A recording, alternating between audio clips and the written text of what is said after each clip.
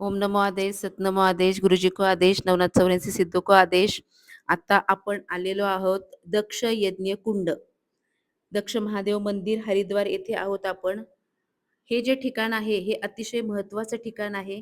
याच ठिकाणी सतीने स्वतःचा देहत्याग केला होता अशी मान्यता आहे. ऐतिहासिक आणि पौराणिक संदर्भ जर पाहायला गेलात तर दक्ष प्रजापती म्हणजे जे सतीचे वडील यांनी एक मोठा यज्ञ आयोजित केला होता, ज्यामध्ये त्यांनी भगवान शिव यांना आमंत्रित केलेले नव्हते. तरीही सती तिथे गेली होती आणि वडिलांकडून पतीचा अपमान सहन न झाल्यामुळे तिने त्या यज्ञकुंडामध्ये उडी घेऊन देहत्याग केला होता. दक्षेश्वर महादेव मंदिर हे मंदिर हरिद्वारच्या कणखल भागात स्थित आहे. मूळ मंदिर 1810 मध्ये राणी धनकौर यांनी बांधले होते आणि 1962 मध्ये त्याची पुनर्बांधणी केलेली होती. याच परिसरामध्ये पुढे जाऊन आपल्याला सतीचं कुंड पाहायला मिळणार आहे.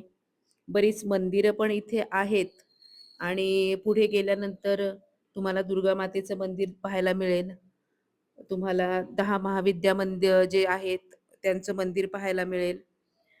तुम्हाला दुर्गा माता झाल्यानंतर पुढे मारुती मंदिर आहे. हा परिसर अतिशय शांत, म्हणजे तुम्ही तिथं गेल्यानंतर ध्यानाला जर बसलात तर नक्कीच तुमचं ध्यान व्यवस्थित लागेल. हनुमान मंदिराचं आम्ही दर्शन घेतलं आणि पुढे निघालो तर पुढे आपल्याला जे सतीकुंड आहे हे सुद्धा पाहायचं आहे आपल्याला.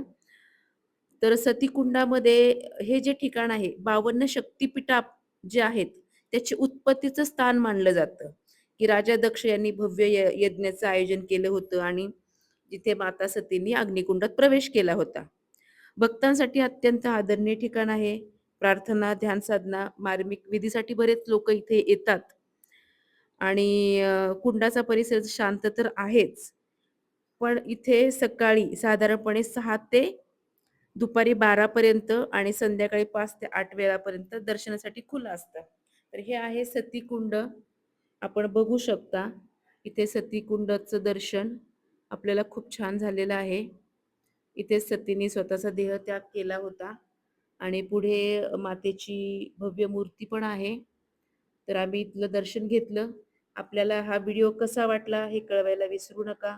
आपण अजूनही आपल्या चॅनलला लाईक केलं नसेल तर लाईक करा, शेअर करा, कमेंट करा आणि आम्हाला तुम्ही पुढचा व्हिडिओ बघण्यासाठी उत्सुक तर आहात. पण हळू-हळू आपण सगळे एक-एक मंदिरं कव्हर करणार आहोत. तर जेव्हा हे सतीचं यज्ञकुंड म्हणजे जे आहे कुंड, त्यानंतर शिवाच्या क्रोधातून